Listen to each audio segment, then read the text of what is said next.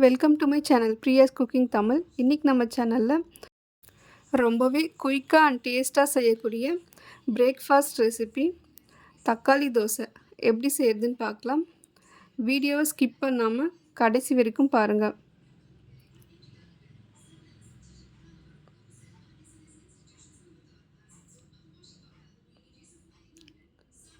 First இந்த தோசை செய்கிறதுக்கு 3 தக்காளி இந்த மாதிரி கட் பண்ணி எடுத்து வச்சுக்கோங்க. இப்போ இந்த தக்காளியை ஒரு மிக்ஸி ஜாருக்கு மாற்றிக்கோங்க.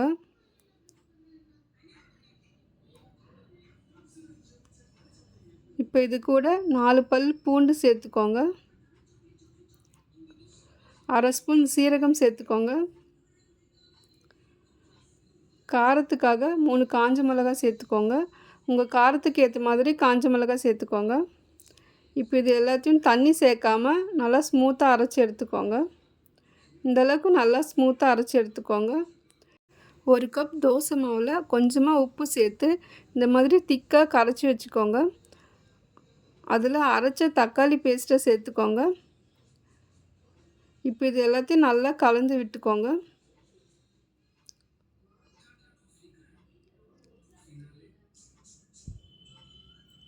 இப்போ இந்தளவுக்கு நல்லா கலந்ததுக்கப்புறம் மிக்ஸி ஜாரை அலசி அந்த தண்ணியும் கொஞ்சமாக சேர்த்துக்கோங்க. இப்போ இது எல்லாத்தையும் நல்லா கலந்து விட்டுக்கோங்க. இப்போ தோசை மாவு இந்த அளவுக்கு நல்லா தண்ணியாக இருக்கணும்.